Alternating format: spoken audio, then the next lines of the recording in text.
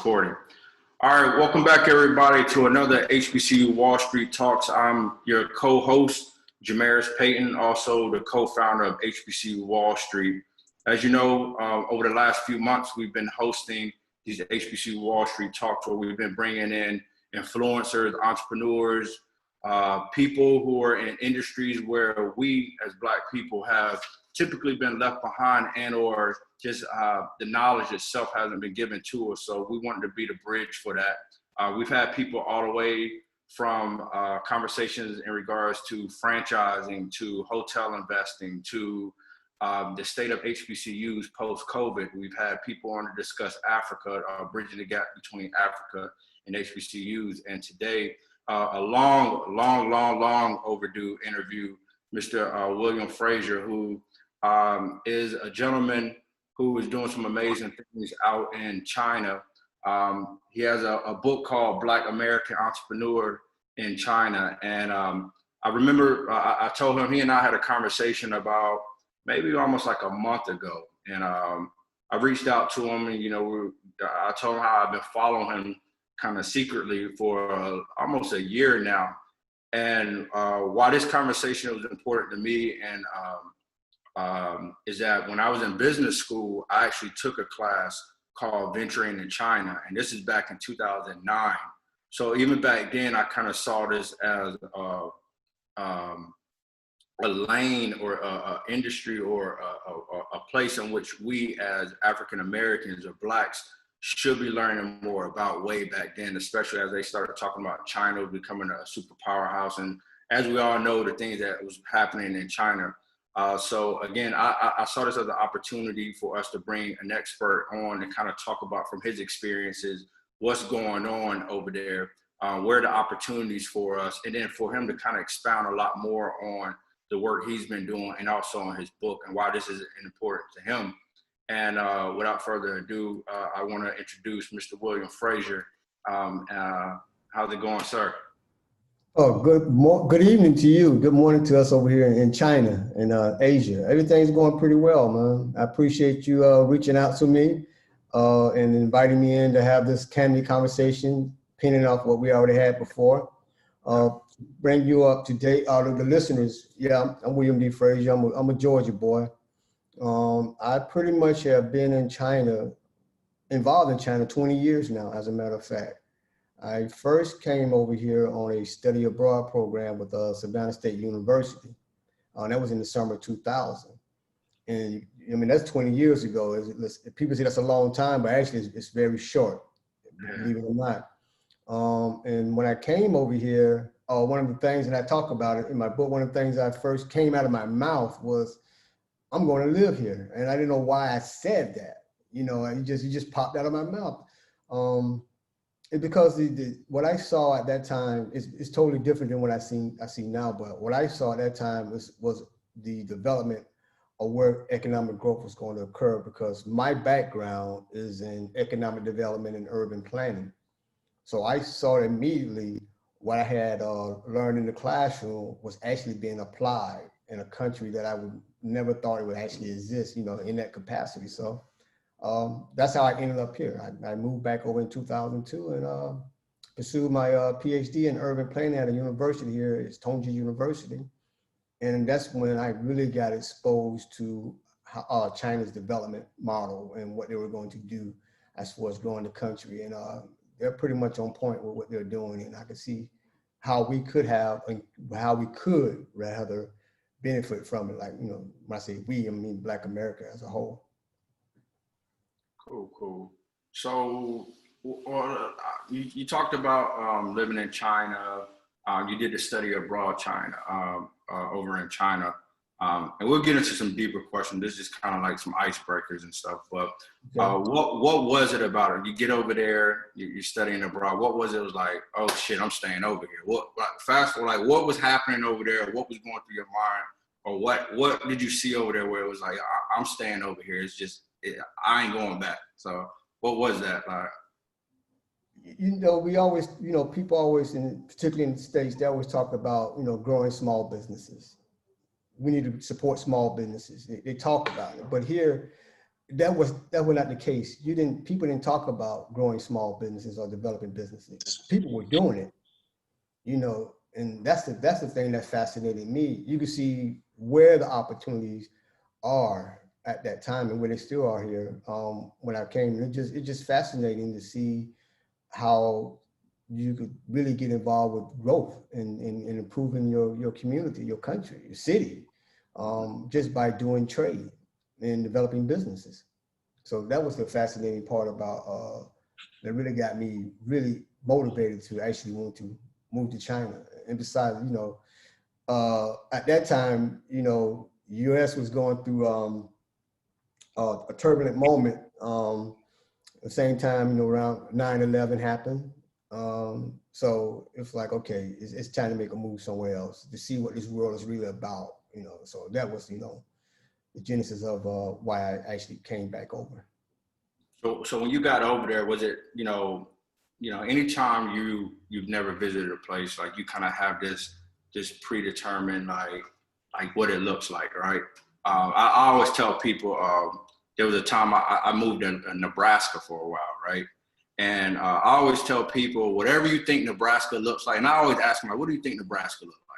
And they say, cornfields and cows. And I was like, that's what Nebraska looks like. Like, you're right about that. So China, like, before you went over there, I'm pretty sure you thought it was a certain type of way, or looked the type of way. When you got over there, was it like what you thought? Or when you got over there, did it kind of like surprise you? What are some of the things that, like, what about it? Like, was it right? Were you right about what you thought about? Or it was some things that like surprised you about it, or was wrong? Did it debunk some of the things that you've heard about China?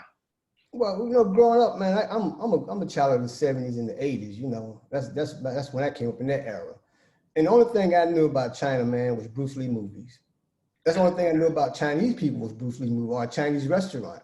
There was nothing in my neighborhood coming to us or to my university telling us about China. You know, I mean, I took some Chinese class at university, but yet and still, that's just a language classes. I never got immersed into what was China really like until I really started really learning about it, getting as much material on the country as I possibly could. And that was just written material, you know, that was just a clip of video here, a clip of video there. So that did kind of like, you know, like, okay, this is something interesting. I could really learn more about it. But when I first came, I mean, it was nothing what I had imagined because I had no preconception of what China was really like. Really, I mean, you still might see those little old houses they tear down. There's a lot of different type of structures of houses over here, but you may see that, and you may see people with the old traditional type of Chinese clothes that they wore back in the 60s, the 70s, and things like that. You know, but time has changed. You know, there's a different generation. But the information that was coming out about the modern China, the up and growing China, the economic development China, the growth of China, that information didn't come into my neighborhood, not at all. So I had nothing to go off of. So let's talk about the economic development portion of this. So your book, you know, like I told you, I was going to order the book, and, you know, I started reading it and highlighting things. I've already kind of started highlighting and based on some of the things that we talked about. And there's a term that you use a lot in your book, SME. What is that for the people that are familiar with SME? You know, obviously it's in here, you tell me what it is, but what is SME for the people who don't have your book yet? And just kind of break down what that is, what the importance of that as we're talking to like Black entrepreneurs and economic development and all that stuff like that. SMEs are businesses that have a certain amount of capital. They don't on an annual basis and a certain amount of employees. Like maybe they have less, like 1 to 10 employees, but yet they have maybe $250,000 or something like that. Maybe the figures have changed, but it's based on the amount of capital that they generate in a year and the amount of employees. So you're looking at somebody that has like a small business that doesn't gross over $1 million or something like that on an annual basis. They may be considered an SME, you know, by government standards. So it's based on the amount of money that company generates. So I talked about those, but when I talked about SMEs, I specifically tried to point out that, you know, because I use my mother as a model. You know, I talked about my mother really point too. She was, you know, the first entrepreneur that I knew in my family, you know, growing up in, you know, in the inner city neighborhood and projects and stuff like that. I looked at her as an SME because she started off with a basic product that, most of us grew up in our, in our country, we have that, the freeze cups. She grew up with a basic product. So I looked at that and said, okay, what other individuals that we know that have a basic product that they trying to sell or they trying to produce, but yet and still they're not a big company, but yet they have the capacity to become one if they have other resources to help them. So that is that model. Our low to moderate income type businesses up to the medium income businesses. I would call them SMEs. Yeah. And what was dope about that, and I actually, like, literally, that was one of the things I kind of highlighted. I thought it was dope how you use your mom's first business as an example, right? And you talked about how it taught you about the potential economic impact it has on the success or failure on a local community and stuff like that. Can you kind of talk about what your mom's business was, right? And then lean a little bit more into about what that taught you and like how that kind of shaped where you are now and how it kind of like shaped how you kind of tie it back to Blacks in China. Like, why was that such a important story or impactful story as it pertains to what you're doing now and who you are? And, okay. And I don't mean to cut you, I know I asked, but the reason why I really wanted to touch on that, the importance of that, is because there's a lot of us who are entrepreneurs, and sometimes we overlook the entrepreneurs that like our moms or our parents, like our uncles, or the small businesses that are in our community, that, as you mentioned, and don't realize like those are like the types of business that are really like shape our thoughts, right? Even for me, my mom was the first entrepreneur that I saw, right? But you don't really think about it. For me, it didn't really click until years later, like, oh shit. Like, now that I think about it, my mom was the first entrepreneur. She was teaching me that, she was doing this. And fast forward now, I'm actually in business with my mom now. We have the restaurant and everything like that. But just kind of talk a little bit about the first business that your mom had and that you mentioned in the story, and how that kind of shaped your views on how that can make an impact on the community. Okay, my mom first started, I'm from the South, like I'm Georgia, get very hot in the South in the summertime. She had this business that, freeze cup, we would go make freeze cups and sell it. And a lot of kids came to the house to buy the freeze cup and so forth and so on. But what I learned from that was she had when you're building something, you have to have different components to make the product work. Like you have to have the water, you have to have the cups, you have to have the Kool-Aid, different flavor Kool-Aids. And she had different size cups that would dictate different price schemes. And she would have different color Kool-Aids that would generate a certain amount of sales. Like the red Kool-Aid would generate more sales than the lemon Kool-Aid, or the grape Kool-Aid would generate more sales than the lime Kool-Aid, right? Then she started, but when she first started out, she started using paper cups. But the problem with the paper cup is that once the Kool-Aid started melting, people would take a fork or a spoon and dig inside to get the freeze cup out, right? They do that. But what happened was that it started ripping the cups. So she had a defective housing, it started ripping the cups. She didn't determine that, but then when she switched she started getting plastic cups. So, and that told me, okay, she understood what affected the customer and how she could better perfect the product so the customer would not be complaining about the freeze cup. Ms. S made a freeze cup, paper not working and melting in my hand, complaining about that.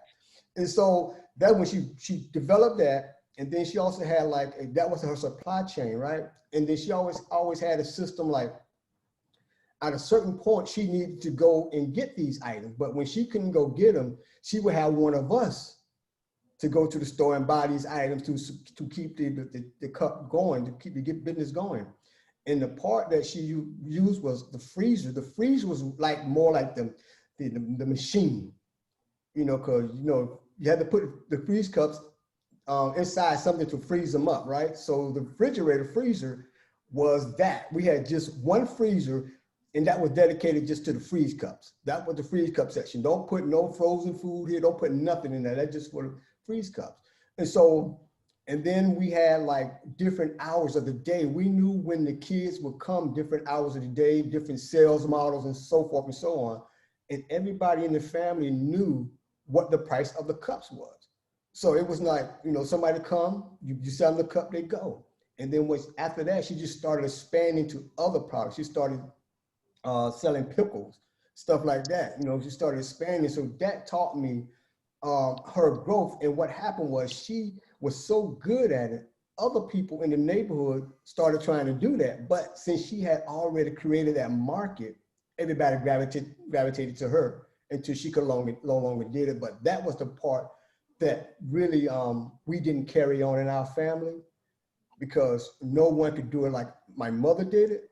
And unfortunately, when she passed away and could no longer do it, no one in the family stepped up and kept the business going for obvious reason. But, you know, and that, so when you translate that to what I'm doing in China, when I'm working with customers and clients on how to have things manufactured in China, I ask them specific questions.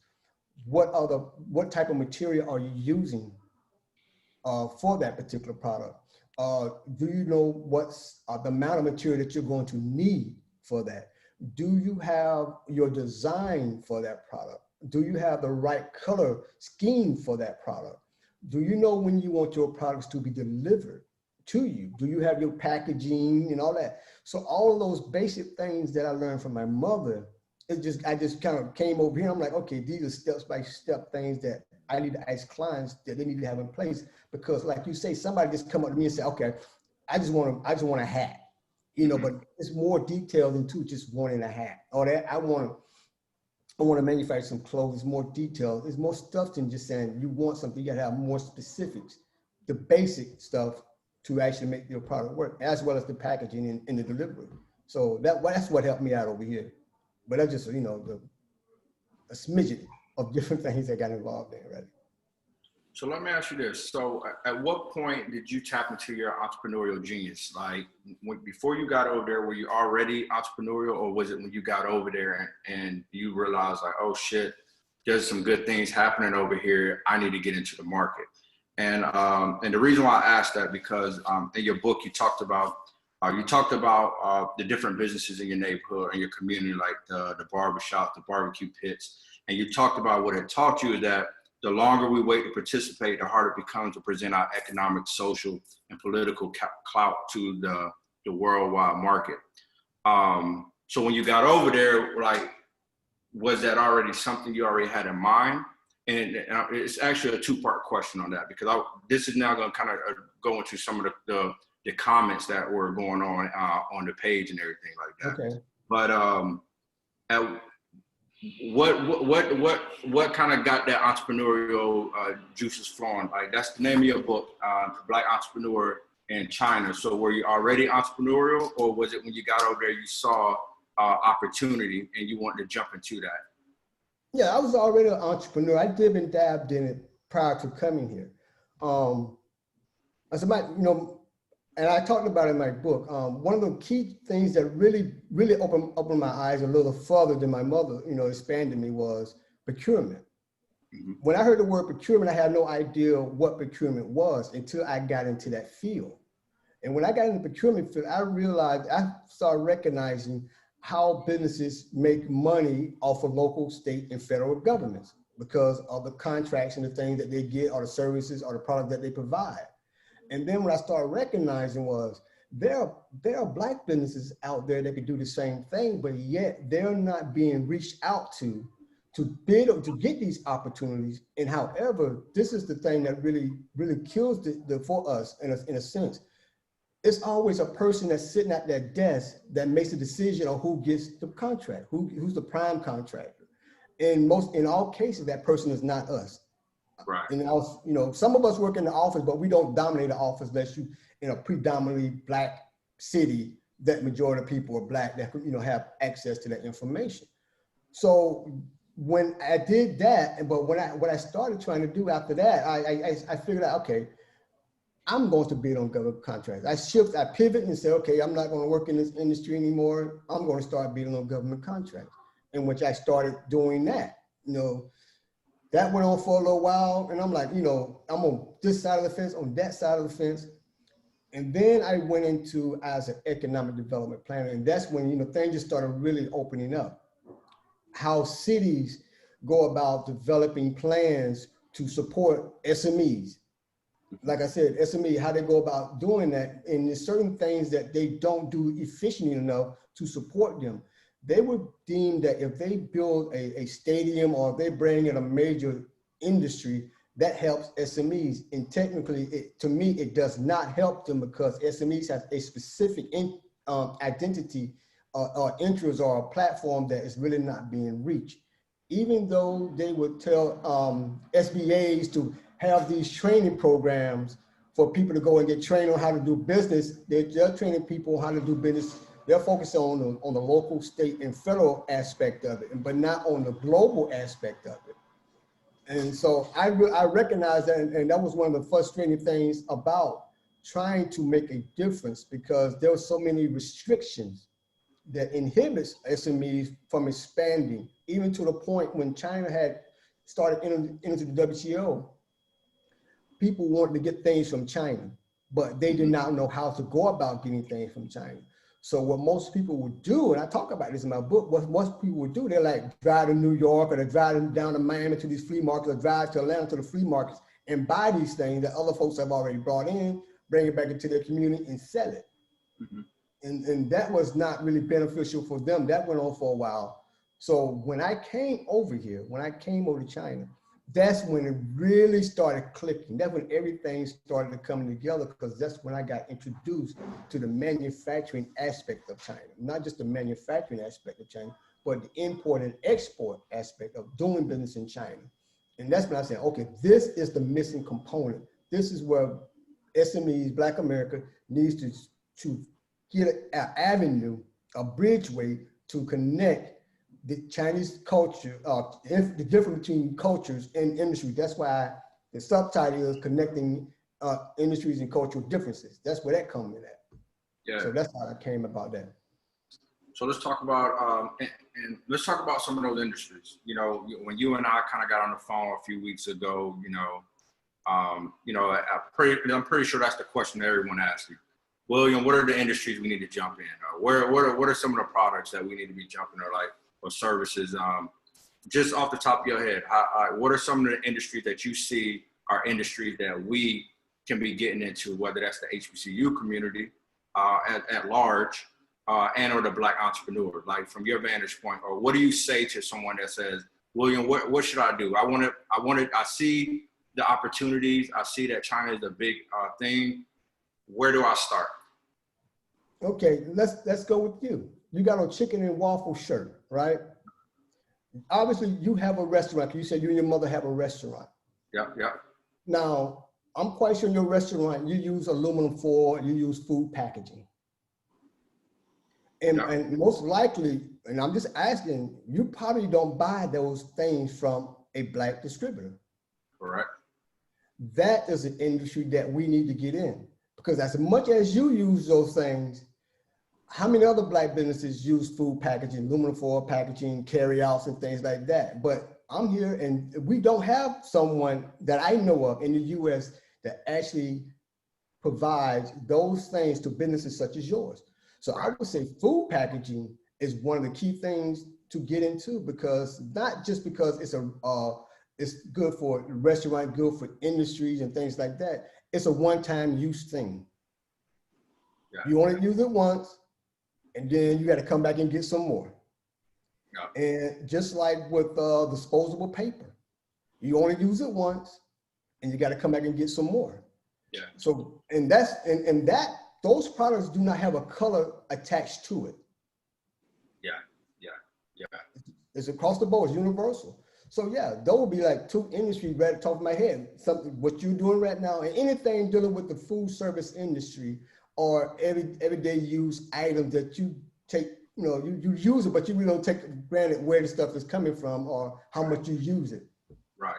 Right. And and as we spoke, we kind of talked about that, and I talked about, and you said the same thing, like, hey, Jamaris, what industry are you in? But when we started rapping about that, and I talked to you about, I never really thought about it, but, especially with COVID, right? Mm-hmm. It's like I recently, before I talked to you, as I mentioned to you, I was listening to a podcast and they had talked about how packaging, controlling the customer experience is becoming a new thing, or it's that much more important because of COVID.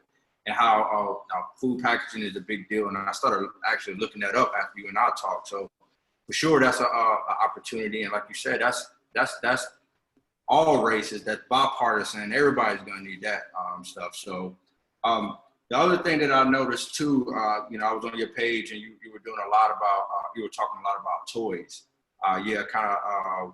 Talk a little bit more about that, a little bit more like the toy industry. I saw you were like recording that, you walking through like kind of toy fairs and everything like that. Like what's going on in that industry, or what are you seeing there for us? Yeah, that's another one too. Let me give you some backdrop on what happened up until the video for the people who are viewing it. I attend toy shows quite often, and for some reason about 2 years ago, the agency, the Chinese agency industry organizer, had emailed me and asked me would I like to write an article about the China toy industry. And, and I said, sure. I wrote an article, and basically what I told them is what I see is that your toy industry do not have anything that focus on people that look like me. Right. Every time I come here, I look at the toys, they're nice toys and everything. The quality is excellent and so forth, but it doesn't talk to me as I'm one of your consumers. I'm one of your potential business partners. So I think the toy industry need to focus more on Black American people, because that's a market you're really not tapping into. And that's understandable that they're not tapping into it, because we're not too much over here exposing our resources and our capability and our know-how to these industries over here. So I wrote the article and they published the article and we talked about it. I talked about them with the article. And then this year, they asked me to come back and host a show, to be the first person to host their online Facebook Live show. And that was an honor. And with that, they just further exposed me to different toy manufacturers and the products that they have. And one of the things that one of the companies that had was a talking book. They had a pen, like the pen you got right now in your hand. They took the pen and they would go over words in a book, and the book reads.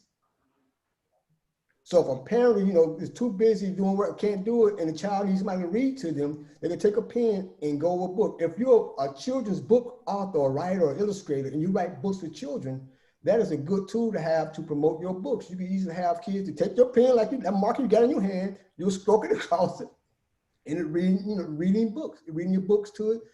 Then they also have like a lot of different play mats that's good for children, that's environmental friendly.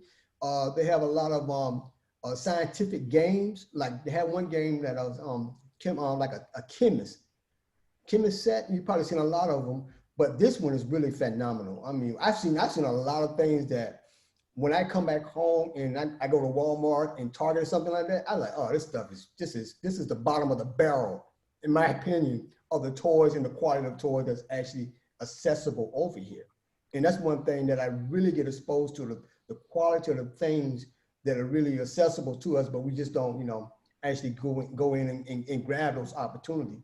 So that's why, toy industry is especially now because of COVID and kids are home, they're homeschooling, and they still need those tools to help them to expand their mind, and we need to provide them those things to them.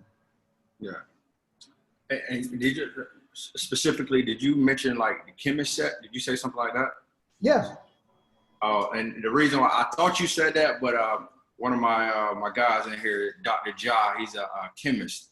So Ja, I know you can appreciate that. I saw Ja, so his name is in here. So I know that kind of made him smile to hear you talk about the chemist toys in there. So, but it's not real chemicals, but you get the idea that you can be a mad scientist, stuff like that. Right.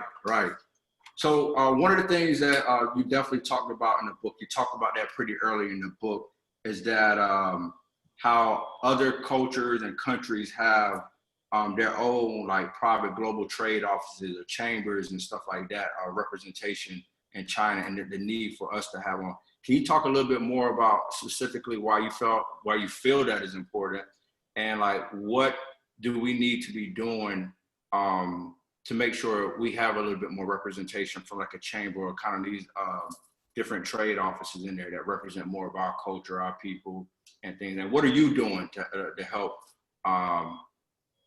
with getting that going and everything? Okay, that's good. That's a good question.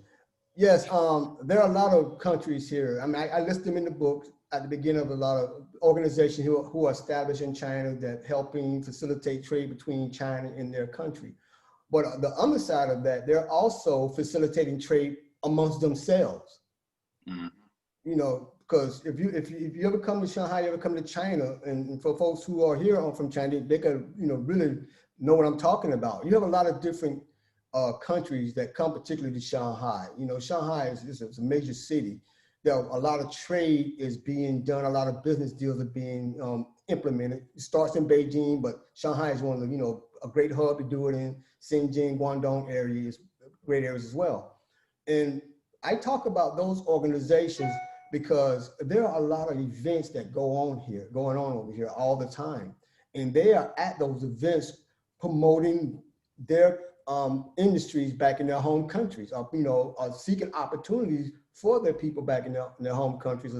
And we don't do that. And we also have different economic development organizations from the US here. I'm not saying they're not here, okay? I'm saying they are here, okay? But they don't focus on us, because if they did, I would not be sitting here having this conversation with you. We would know that, yeah, there are organizations in China focusing on us, and they are here, but we're not part of that agenda. So in that aspect, what we need to, what we can do is, and what I'm doing, and this is a great what you're doing too as well, because you're allowing me to come on and talk about this issue that we've been pretty much out of the loop for since I've been over here. Right. To be honest with you, since I've been over here, that situation hasn't changed. And we need to change that, because there are a lot of things that's particularly going on in China right now that is going to impact global trade going forward. Because recently they just signed what's called a Regional Comprehensive Economic Partnership, the RCEP. I don't know if you heard of that. Mm-hmm. They just signed one of the largest trade pact with 14 other Asian nations in this area. They just signed that, the 15th of November. That's one of the largest regions. That probably is the largest regional trade pact, free trade and things like tariffs and a lot of issues of products that's coming between these countries. But yet we're not here to be involved in that process. And they do a lot of, and we're going to get to this later on, and they do a lot of, and there's a lot of African countries here doing trade with China too. So, and don't get it twisted. People think, black folks shouldn't be doing business in China. Africans are over here doing business with China. Don't trip. Yeah. I want to talk about that. Three things I definitely want to lean into. Can you let's lean a little bit more about that trade pact that you were just talking about. Why is that the significance of that? Why is that so important? Talk a little, kind of expound on that a little bit, so the people like myself and the people that are here, what's the importance of that?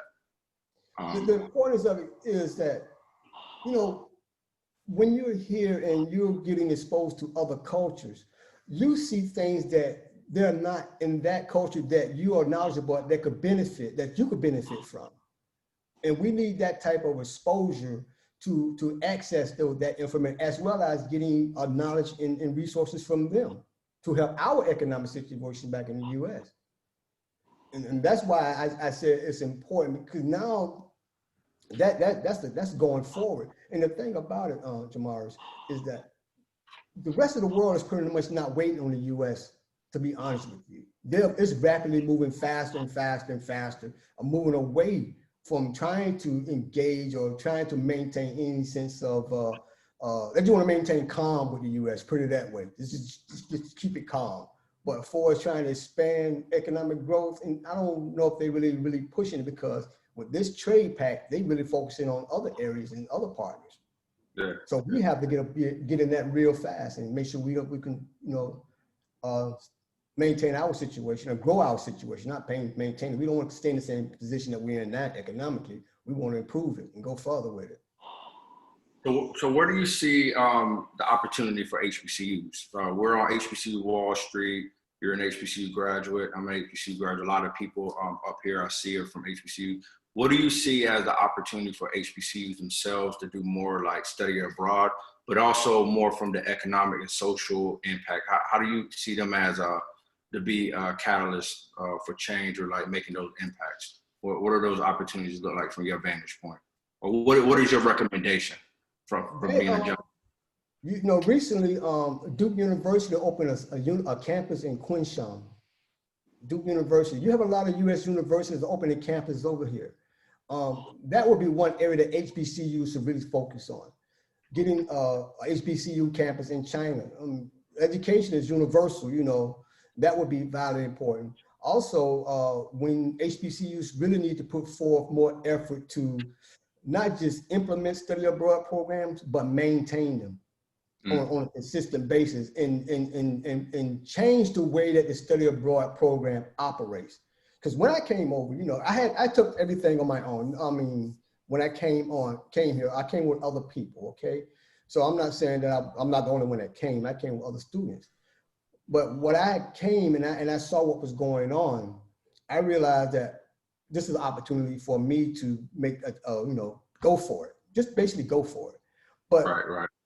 there was really no support from the HBCU I attend. I'm not dismissing the university. I'm just saying that they didn't arrange for me to come back here and establish something here on a permanent basis. That's what I'm saying. There was no resource over here other than the agreements that they had with the university. That was a great resource. So I got with the study abroad program. So I got exposed to 2 universities as far as if I wanted to come back, I could go to this university on my own. Okay, as part of supporting the Savannah State's initiative to have a study abroad program, they need to at least have some of their students to come over and say, okay, I support the program. That's okay. That part is gravy, fantastic, wonderful thing that they did. But when you come over here, people tend to go to the traditional places, you know, the historical sites, you know, and do the local thing. Like they'll go to, you know, Beijing, go to the Great Wall, or go to Tiananmen Square, Ming Tomb, Summer Palace, or they'll come down to Shanghai and go to the financial trade centers and places like that. They'll go to historic places, the significant places. But they come over at a time when there is really no economic visual thing that they could see. Of course, you can see the tall buildings and things like that. What I'm saying is that when they have a study abroad program, they should have it come to China when there's a trade show. And then the students can participate in the trade shows. Then they get a chance to see actually what's going on. That's a change right there that most of them don't do. Because most of you know, bring them over to attend a trade show. And of course, in the back of the book, you see I have listed a lot of trade shows that I've attended throughout the years I've been here. And they could just focus on whatever industry that they have an interest in, focus on those trade shows and get students to come over here and attend the trade shows. And that is a change game. That's a change maker. So you mentioned Africa, and I want to kind of touch on that a little bit. But before we kind of jump into that, I want to talk about what led to the whole Africa discussion, a lot of the comments. And I'm gonna read something that I posted today. If you agree with it, say agree, don't agree. And then from there, we'll kind of jump into that. So one of the things that Torrance and I posted today on the website, it was reasons why Black entrepreneurs need to be doing business in China in 2021. The first thing we put, the fastest growing major economy. Agree or disagree? Agree. It's a growing consumer base. Agree. China is a global leader in product innovation, digitalization, and research and development. One of the global leaders. Agree. One of them. Not the global leader, but one of them. One of them. Yeah. It has an improving business landscape. Agree. It has an abundance of skilled talent. Agree. All right, so let's kind of get into the Africa side of it. It said trade between China and Africa increased by 700% during the 1990s and China is currently Africa's largest trading partner. That go by country. Okay. Because Africa has different countries, so I can't say it's the whole continent. That's Okay. country by country. So we posted that and we got ripped apart today, man. Me, you, Torrance, whoever, you know what I mean? And some of the comments that came up, and I definitely want to lean more into this as we talked a little bit about Africa. And someone said, I have to wave the BS flag. China's economy is not transparent and full of inefficiency and corruption. More importantly, Chinese are racist against Africans, are only seeking to exploit Africa, which is why they don't hire Africans on a large scale. Don't believe the hype.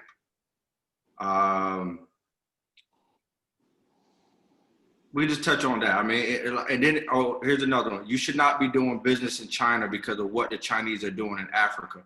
Modern day colonialism. The enemy of my enemy is not my friend. And then someone goes on to talk about Black people have no rights in China, and when business deals have gone bad, have found themselves in deep water with the authorities defending the Chinese person no matter what. And then that was kind of like the theme, like just like, what's your thoughts on that, and what's your opinion on that? You're a gentleman that's over there, you're living it, you've been there for 20 years. What's your thoughts, or what do you say to these people that have these thoughts or these responses? Okay, I would say, first of all, far as Africa is concerned, there is no monopoly or duopoly on any country in Africa, influence in Africa. You got to deal with different countries and their relationship with Africa. And China has done pretty well. There's some positive things coming out of Africa because of China interaction. You can places like in Ghana, like the infrastructure, the development, investment projects. Those are all positive things that have came because of China's relationship with Africa. But then again, you have people who I don't know why others would deem China to be a modern day colonialism, because the agreements that China are making with African countries is with different African countries is between that country and China. Those government officials are making agreements with China, and so that's their relationship. And for somebody to generalize and say that Black America should not be doing business with China, that's not helping us, because if we have started doing business in China when China first had the open door policy in 1978, maybe our economic situation wouldn't be as dire as it is now in the U.S. Mm-hmm. I've seen a tremendous lot of changes that China has had, not only in China, but also in Africa. So I wouldn't necessarily say it's a bad thing. Of course, you got to look at the hundreds of years of colonial occupation between the West and what they did in Africa prior to China's involvement, say for the last 20 years. I mean, for the last 20 years, again, China has created opportunities for economic growth, economic diversity, job creation, and connectivity in Africa. So I would think that it's more on a racial line that most Western countries feel that China is a threat to them, because China is doing things in other countries that they should have been doing other than going around and giving aid and donation to. If you look at it from that perspective. So okay, for this person to be, saying, I want to do business with the enemy of my enemy, I would suggest that if you feel that way, anything in your house that says made in China, would you please donate it? Because to somebody else who could use it. I'll flip it, send it to me. Yeah, so if you feel that way, then don't, if you don't like doing certain things, get rid of it, right?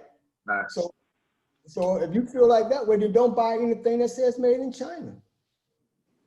Make your own position, be true to your own cause, if that's what you believe in.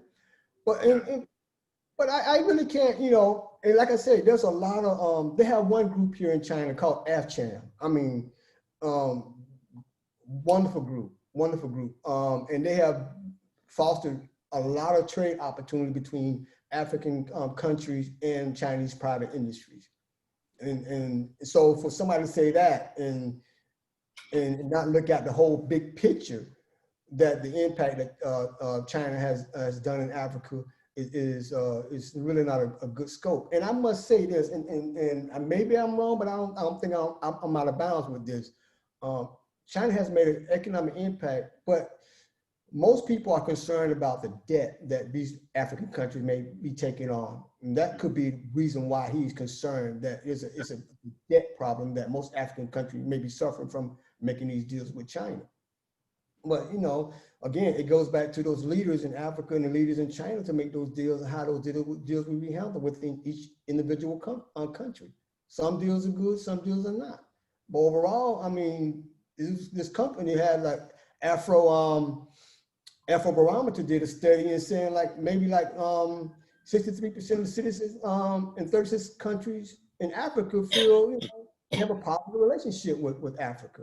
So I wouldn't necessarily diss China relationship with Africa. No, I wouldn't do that. No, I think we need to actually look more to doing business in China, because China is a lead way into Africa, in my opinion. It's a lead way because you have a lot of African organizations here in China that are doing business. And if Black America was here and wanted to do more engagement with Africa, China would be a good vehicle to do that from. Of course, Africa has all the natural resources that people need, and we have a knowledge base in the United States that really not, in my opinion, we're not using to our full advantage. And China has some innovative ideas, innovative machinery, innovative products. So if you take all those three things and put it together, oh man, I mean, but those are people out there who, do, in my opinion, don't want that to happen because of the significance that it would bring, the significant economic change it would bring to Black America. No, that's facts. And so we did a show a few months back talking about bridging the gaps between HBCUs and Africa. And essentially, this show is basically kind of the same thing. How do we bridge the gap between China and HBCUs? So how do we bring that triangle offense together? How do we use the intellect, the genius that are happening at HBCUs, the resources that are happening, the resources that Africa have, and the technology, the innovation that China has? How do we kind of bring that all together? Like, how do we do for self? Like, what are some of the things or advice or ideas or opportunities that you see where the HBCUs can be tapped into China and Africa, kind of bring this kind of full circle? One thing about HBCUs, I was working on this project, it kind of got stalled, you know, because of COVID and things like that, is that Africa, I mean, not Africa, I mean, China it's like with their characters, they tell stories. It's just like telling a story with character meaning a story. And when I was talking to one of my dear mentors at Savannah State, Dr. Peggy Blood, and she's she's in the art department, and she's heavy, man, really heavy. And we were talking at one time trying to do the first Black American art exhibition in China. That has never been done. That has never been done. They have a Black American art exhibition in China from the 1920s on to the present time. So if we have something like that in China, or when we have something like that in China, to introduce our culture, because that's what we need to do. Art is a way of expressing ideology, things and behavior and things like that. Once we start doing things like that, and once HBCUs get more involved in exposing who we are to the country, it'll be much more easier because, you know, for us to expand into other areas. And I really believe that, you know, it's through the arts, you know, because here it's more like person to person. You got to really get to know people and get to show things. And once they know more about us on an artistic level, not through the musical thing or through the athletic aspect, but more through the artists of our true essence and on our business component, it will make things much more easier. And then to bring that into Africa, because you got a lot of Africans over here, like I said, they're introducing the African culture to China. And, you know, they're coming up and doing, they really are. They're introducing even the dance and the clothing and the culture. And you have a lot of Chinese people that travel to Africa, of course, obviously, for more reasons, you know, to learn more about the country. And you have a lot of African students that are coming to China and studying at the universities here.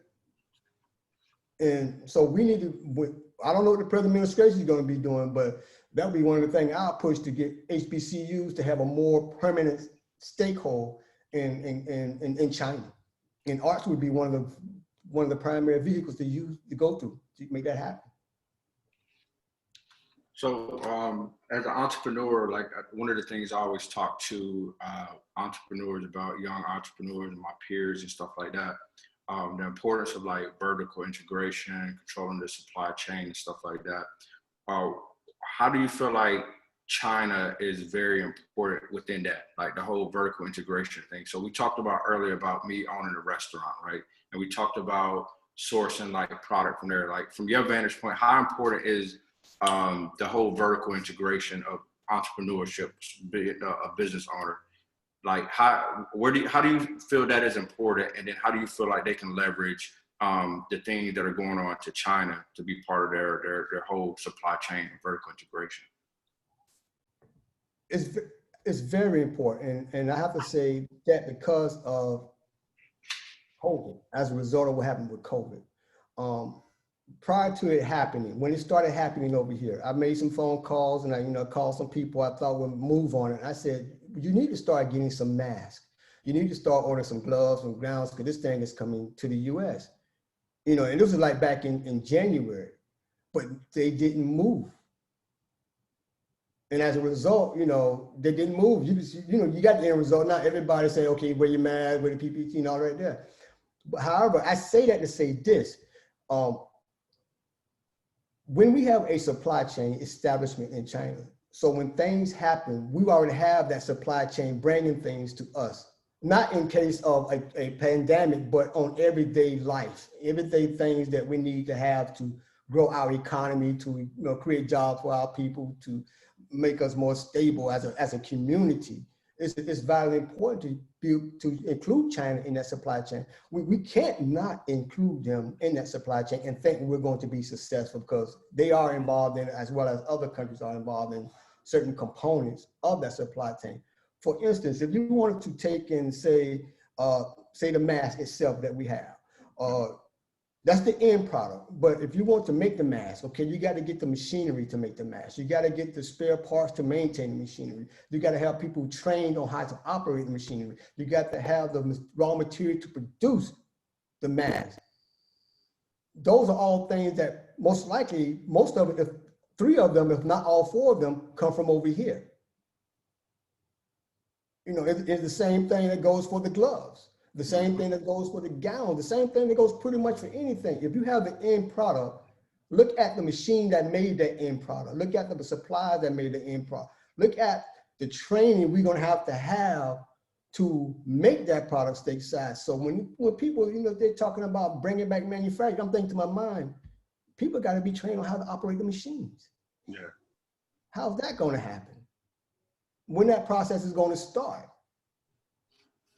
So it's a very complex thing, when I break it down back to my mother, back to the sugar, the paper cups, it's all different components that go inside of it that we don't have direct access to that we need to have. Yeah. So I'm gonna, I got one more question, and what I want to do is open it up to the participants and see what questions that they have. In your book, you talk about do for self. And I subscribe to that theory, to do for self and the importance of that. Why was that important? Why did you feel like that had to be a chapter in your book? Kind of elaborate a little bit more, like the importance of do for self as it pertains to being a Black entrepreneur in China. Okay, when I said do for self, I had to learn how to do it for myself. I had to really understand everything about it as much as I possibly could before I put it down, before I start telling other folks, these are the pit holes I came into. These are the problems that I faced. These are the things that I learned. So when I say do for self, I'm actually saying do it for us, because I got to get it out, because eventually I'm not going to be around. Eventually none of us are going to be around. So I want to get it out to us so we know how to do for self. You take a certain thing that you learn and you pass it on and you build upon it, then you give it to somebody else to pass it on and build upon it. So it's important for us to really take that concept and go further with it. And now that we're living in a more global, diverse world for us, business and economics, we have to really look at what role are we going to play in that going forward. Yeah. And what do we have that we could give to somebody else, because we can't take it with us. We shouldn't take it with us, put it that way. Facts. What do you say? And I know I said I had one question, but this is when you and I talked, and when I got off the phone, I said, William, I got to do my research. Let me research and figure out what's going on. What did you say to me? What do you say to the person that's on this call right now or on this and said, you know what, William, like, he has some dope ass advice. It was a dope conversation. I got to go do some research. What do you got to say to that person, William? Tell them what you told me. You don't want to repeat this word. Tell me what you told me, William.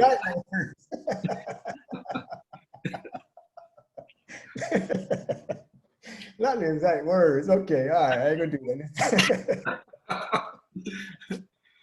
All right, but basically, I try to put everything in this book, man. I try to put everything in this book. The research, I don't know if the research actually exists on what the impact would have on us if we actually started doing things in country or with countries like China. I don't know if the research would indicate, but we already have the research that has shown, because we haven't done it, the impact that we have on us, that has on us. So the negative research is already, whether negative or positive, is already documented, it's already done, because we never tried doing something else outside the US. Right. So we cannot research on something that we've never done before and say, okay, let me see if I can do it. Because the research, we've never done it. So there's no research, just do it. We have to, just do it. Do it. So, so now I want to open it up to some of the participants.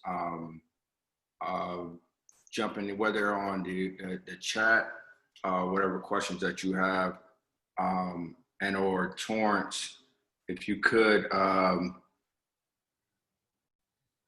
guess if you have a question, just go ahead and turn your video on and unmute yourself if you have a question. Anything in regards to William's experience, anything from his books and things that we didn't touch on that you would like to know.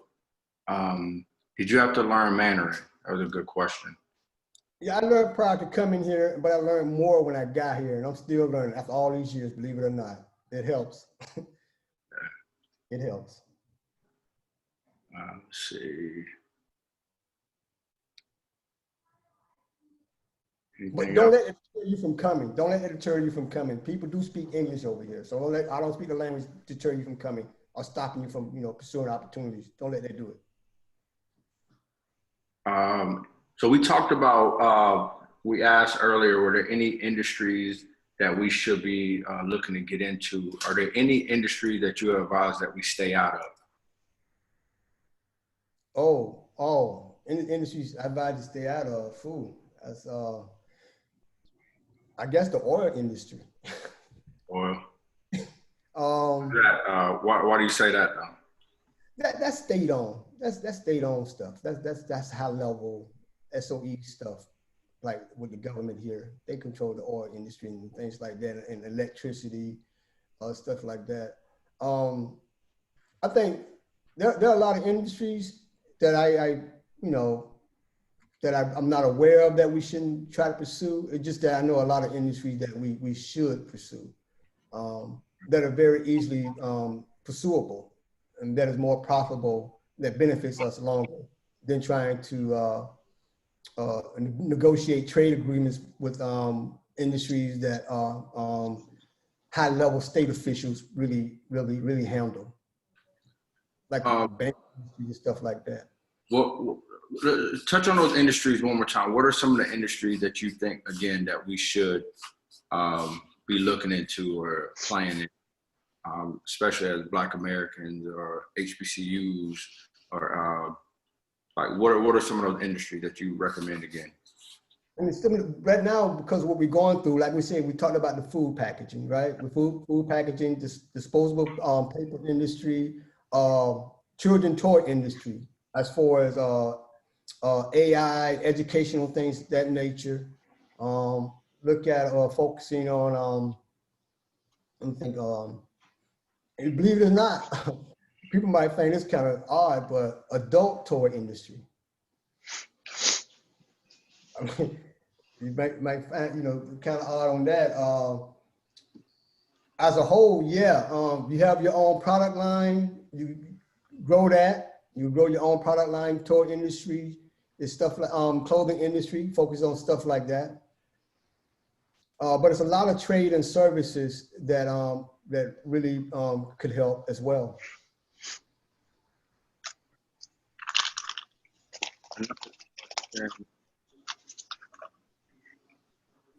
All right, we got one that's coming on. So how you doing, brother? How you doing? Great conversation, gentlemen, for sure. It's my first time hopping on. Shouts out to you, Jamaris, for holding it down, and you, William, as well. I spent a little time in China, probably in 2013. I actually did something similar to you, William, like a study abroad thing, where I lived there. Well, actually, I taught for a year in China, and at that time, maybe it's changed now. I had an issue trying to talk to manufacturers. This was before Alibaba really became Alibaba now. So my question is, how would you circumvent or get past Alibaba and talk to manufacturers if you're doing business now? Like a big thing here, a big thing across the world, I would say, is online businesses. A lot of friends of mine, do work with Alibaba, but if you want to get past them, do you have a way? I know when I was there, you had to have or even want to start a business in China, you had to have one part, I think 50% or 51% owned by a Chinese national. It couldn't be owned by, at least when I was there as an American, or maybe because I was an African American, I'm not sure. I know you touched on that a little bit earlier. But what's some ways to get past like the Alibaba and just go right to a manufacturer, or is to be you? Well, as far as business, you can own a business here. That policy is totally changed. As a foreigner, you can open your own business in China, so that's not a problem. It's not very expensive. Just make sure you got your paperwork intact, and you have the team in place to help you maintain the business. I look at Alibaba. If you understand, I look at Alibaba like the Yellow Pages. I don't think none of you guys remember the Yellow Pages. Facts. Oh, absolutely. Okay. So I look at Alibaba as the Yellow Pages. It just give me a name of a business, and I just find as much as I can from that. They do have mechanisms that protect your buying habits with Alibaba and stuff like that.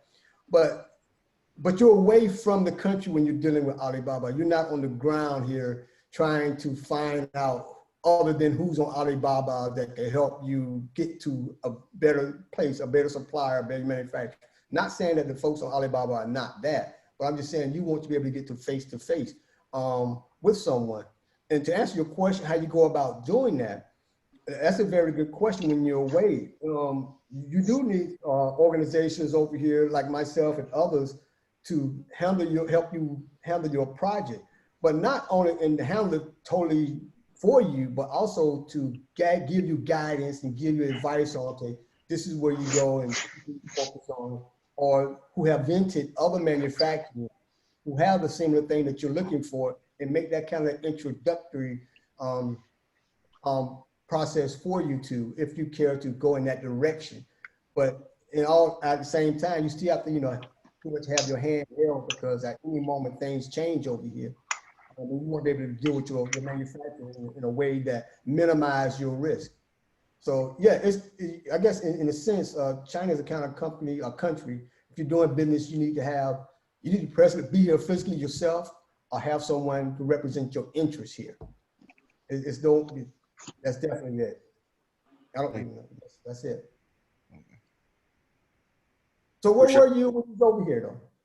I was in Shenzhen actually. I mentioned a little earlier the Guangdong province. Yeah, it's out in Shenzhen. One of the economic zones and everything. So it was a lot different than I imagined it would be. I did talk about that earlier a little bit, because I was out in Bao'an, which would be I was trying to equate it to like New York. It would probably be like the Queens or the probably Bronx in New York.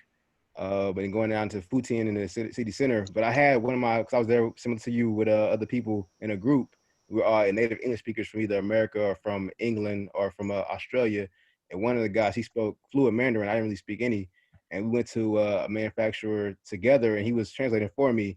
And he essentially was like, you know, the guy put out like a wad of Ewan, and it was like, yeah, you know, either, you know, you need to have that, you know, have a national at the time, it was 2013, 2014, after I graduated, shout out to HBCU Morehouse College, or you need to either you know, have somebody there, either have a lot of money at the time, you know, he said a certain phrase, I don't remember now, or you need to have, you know, somebody 51% ownership of national on your business.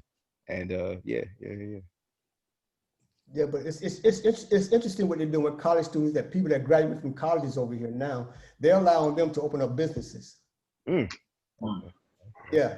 You get a college degree over here, you can open up a business. Yeah, I spent a little time at Peking University, and so, you know, made that little transition. But I got to get back over there and listen. I know they said that Shanghai at the time was like the trade center of China, and so just, you know, listening to you all talk about this is like, all right, I know I got to get back, and, you know, just everything like that. So yeah. Okay. Thank you. Appreciate you for that question, brother. Thank you for your. We got my man GB. How are you, sir? Well, good morning. It's morning time over here. I'm in Beijing. Thank you, Jamaris, for the platform, brother. I actually found out about it through Brother William, so I made time to make sure that I was here, because Brother William, like we would say from my time, he's an OG. He's an OG in the field, and he knows what he's talking about. Yeah. And I got a question for you, Brother William. What do we do now with COVID and everything shutting down? I have a college student and I have a high school student. And one thing that I'm thinking about right now, talking to mom, is we bring them here for school, because now all the schools are shutting down again.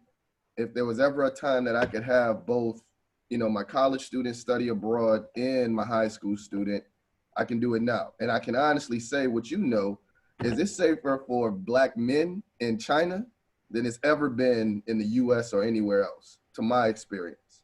So it's a safe country that I can actually have my children in, and they can walk around. I see college students and high school students 2, 3 o'clock in the morning when I'm going to and from work, and nobody's touching them, nobody's bothering them. They will talk to me at 2 a.m. and ask me where I'm from, and we just start a dialogue. So what would be the methods in getting more Black students over here? And not, you know, not necessarily from high school, I mean, not from college.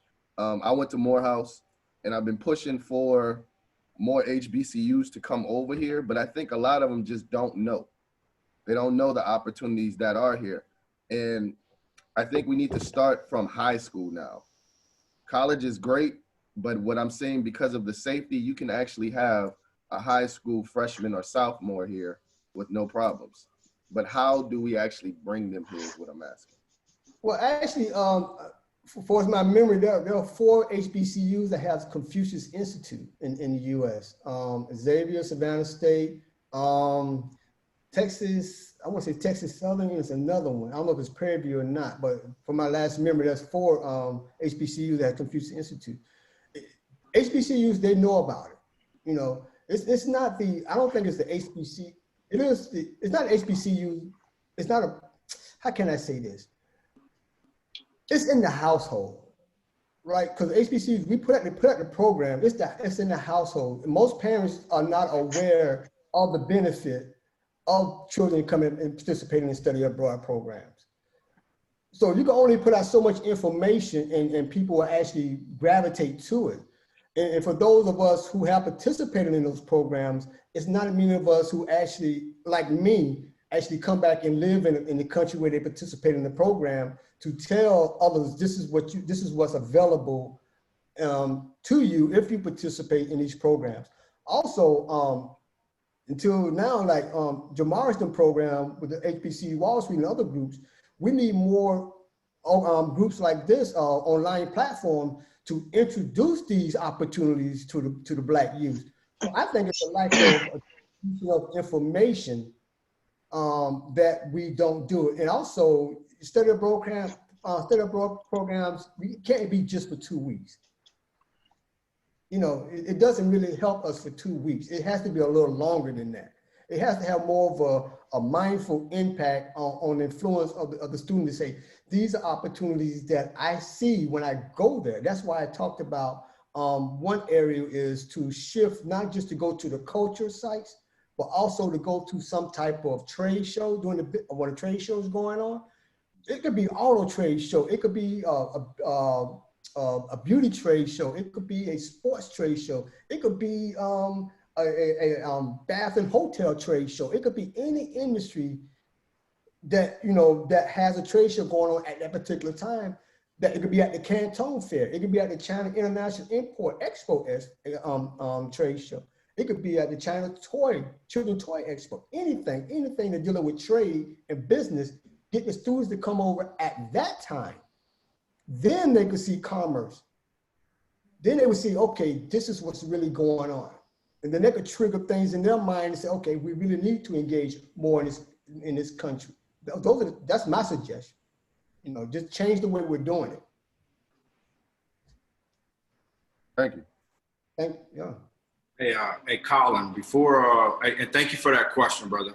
Yeah, Colin, please. really quickly before you jump in, I see my man, Affiliate Brand Clothing, raise his hand. I want to make sure I acknowledge. I think that hand been raised for a minute. So, Affiliate Brand Clothing, appreciate you. What question do you have for Mr. Frazier? How you doing, Jamaris? Can you see me? I can't see, but I can hear you, brother. Okay. And how you doing? I should start your video. No doubt. Okay, I see what he's saying. It should be. I see it. Okay. And how you doing, Jamaris? I'm doing amazing, man. Peace. How Okay, man. We definitely appreciate the format, bro. Will, how you doing, man? Doing well. How about you? I'm doing all right, man. Doing all right. Jamaris, I appreciate definitely the format you got. I've recently met Will. Me and Will had a conversation about a week or so ago anyway.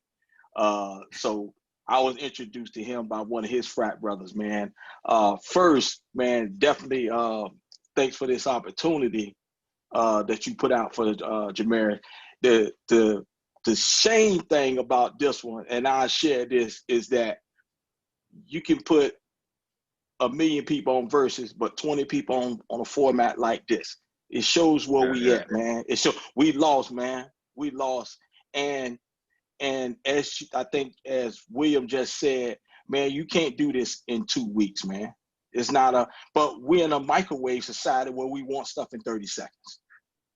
No, what Jamaris, what you putting out here now, and what Brother William is participating on, and you getting this apart, it's got to be a bigger platform, you know, because, you know, and like I said, me and Brother William had a long conversation a couple of weeks ago about some things that I got going on in the U.S., and he's going to be assisting me moving forward. But it's a lot of small businesses, you know, that's in the same situation that needs that. And I think, like old boy Will, Alibaba is like the Yellow Page. I have no interest in it. It cannot help my business or any other business that's up here, really. Not when you got a platform where he's a person like William and Jamaris introducing us that can take you from A to Z, Right, and you can learn. But knowledge takes time. Yeah. We're not gonna get it in just this setting. We're not gonna get it in just whether it be a 1 hour or 1 day. It takes a time. Bro, William told me, man, look, you know, you're a lot further along, but I need your stuff for next summer. And here we is in November. You know, so it is a process, man. And like I said, I don't want to kind of ramble on, but definitely if we can, you know, we can do something, you know, like a weekly type thing, because I'm also doing you know, my affiliated podcast where, you know, I'm gonna bring on a person, you know, like yourself, Jamaris, you know, Brother William, and people that I affiliate with that can, you know, just about sharing information. Yeah. And the wealth is in the sharing of this information. Right. And like I said, I ain't gonna hold you, Jamaris. I'm gonna let you get on to the next call. Bro, Will, definitely get with me. You know I'm Yeah. 24/7. And I'll definitely talk to you again, Jamaris. I'll connect with you, offline as well, so we can talk more. Appreciate it. And shout out to you for just coming on and support, and also my co-founder Torrance, he's up here as well. So I think I speak for both of us when we say that we truly appreciate all of you all. We think this platform we created, like you said, the information shared. Like this is information that we wish somebody would have told us. So we create these opportunities, a form of giving back, as a way of like bringing us all together, galvanizing. As you can see, we're not the experts in these spaces. We just, like we always say, we're the expert in bringing people together and letting them share their stories and like put out the information. So we truly appreciate that, brother. And thank you. So it shows that we're doing our job and we're doing God's work as planned. So we appreciate you, man. No doubt. So thanks, and we'll look forward to connecting with you after this, man, for sure. No doubt. And then Mr. Collin, appreciate your patience, brother. Appreciate you. Not a problem. So I want to put a question to William, and this is the age-old question. It's nothing new, but we haven't seemed to be able to find the answer, because when we talk about bringing students over, and that effort being driven by HBCU alums, a lot of times it takes us who are here in China to pull them over, to go back to our schools, talk to the deans, talk to whomever, and talk to them for years and years and years until they agree to try something.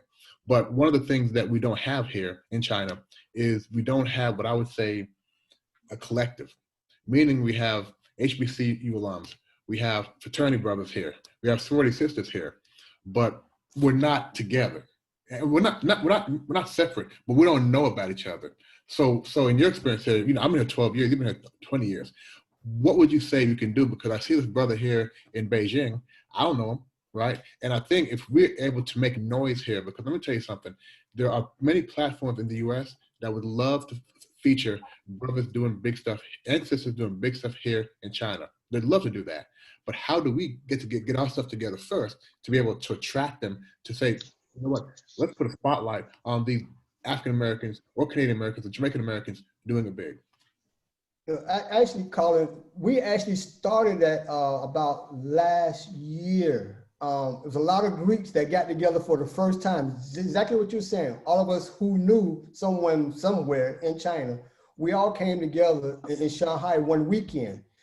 And we decided, okay, we're gonna create like our own international Pan-Atlantic group here in China. So we did that, but COVID came. And a lot of people left country, and a lot of people on WeChat, and we don't know who's in country and who's not, because everybody's on WeChat. Well, add me to the group. Right. So that's the problem. So you're right. And then of course, you still got that. Depends on what type of job you have here. Are you allowed to travel from one province to the next? I mean, you can, stuff like that, especially if people are working in the education industry. It all depends on who they're working with and working stuff like that. So we did start that. That was a good start, that we actually came together to make that happen. But COVID came and it kind of like, obviously shut that process down. And of course, a lot of people left the country. So we need to know who's all here. And we haven't really gotten that part down, about who's left in China. And yeah, I know the brother frat brother up in Beijing. So that's the problem. So really quickly, let me chime in. One of the things that we created, HBCUWallStreet.com, which is a community. Within that community, we have sub-communities. So feel free, if you guys want to kind of use that platform. I think, William, we created HBCUs in China or Blacks in China group anyway. So if you guys want to, feel free to join HBCUWallStreet.com. Go into that community, and that, we're happy to at least be the start of you guys kind of galvanizing Blacks in China and starting to foster that communication and everything like that. So as Torrance and I said, we're rebuilding Black Wall Street, but we're doing it digitally, and we're doing it through HBCU. So HBCUWallStreet.com, feel free to jump in there.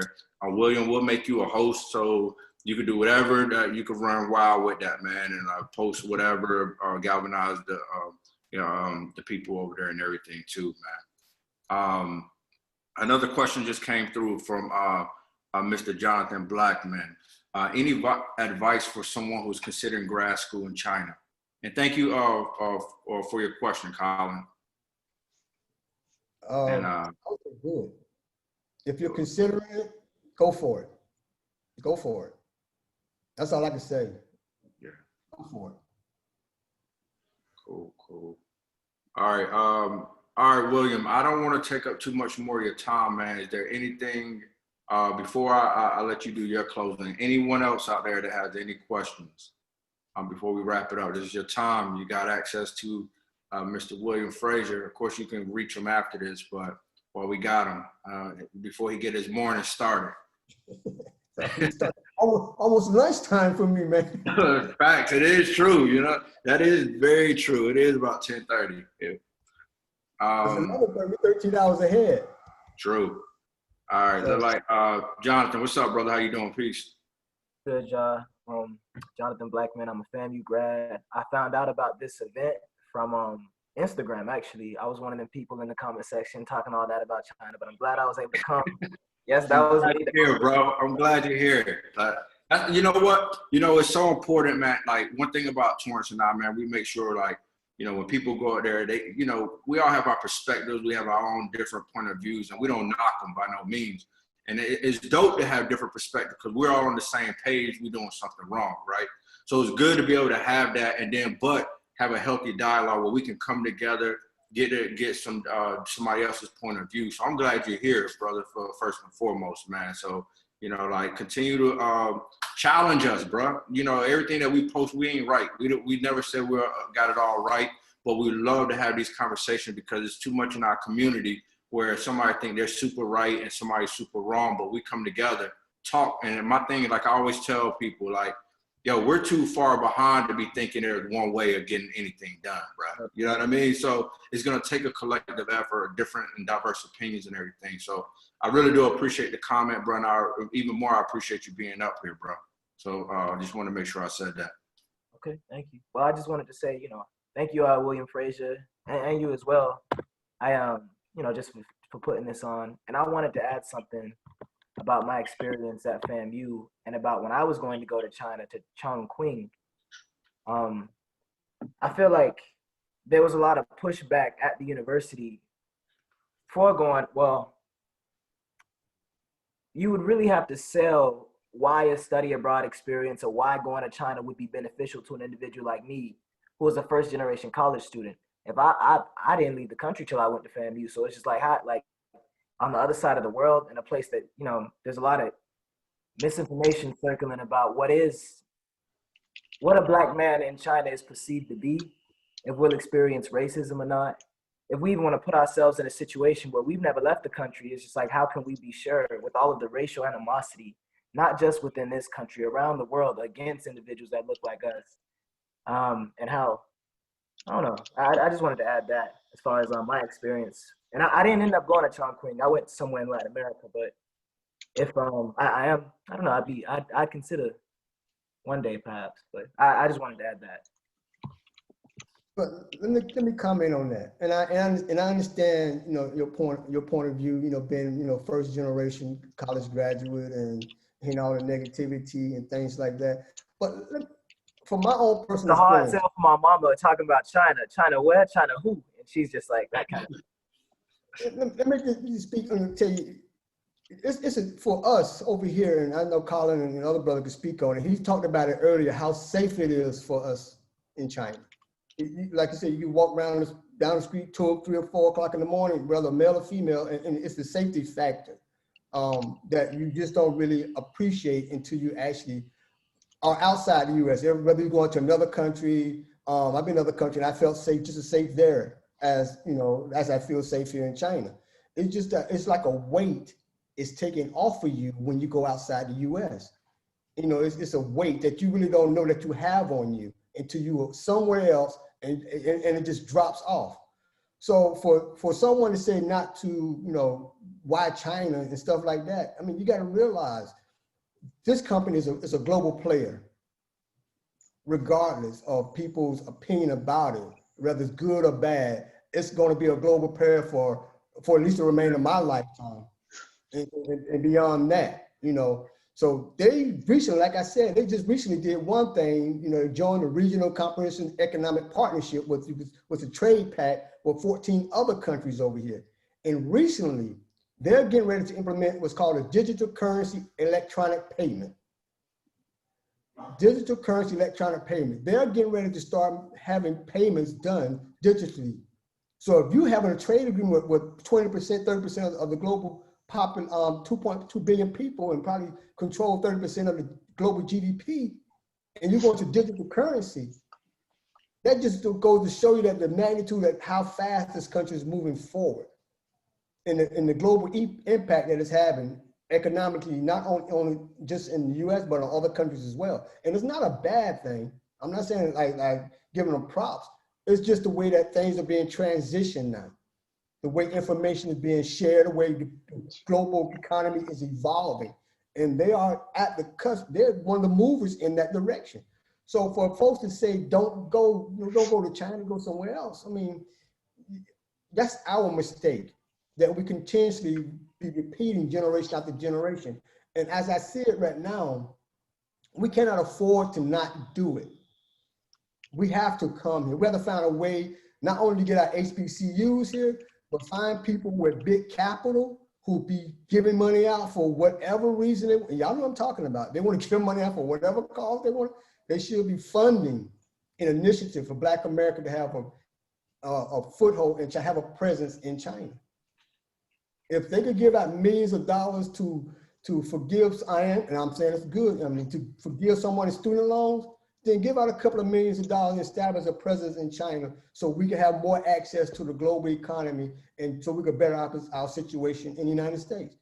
That's what's missing. We're not here to speak on our behalf. Yeah. And I'm just one of few of us are here that's doing this, but we need more of us like you, young man, to come over here and learn about what you can do in China and learn about this world, because it's vitally important right now. That's what I would, that's my closing statement, as a matter of fact. That's my closing statement. I'll be very interested to see what this administration does when it comes to China. I would be very interested in the role that HBCUs play in that process. Yeah.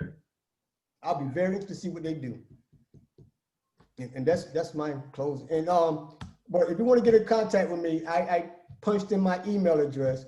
You could just email me any of your questions, anything you want to reach out to me, fine. But I'm here, and I have to say this again.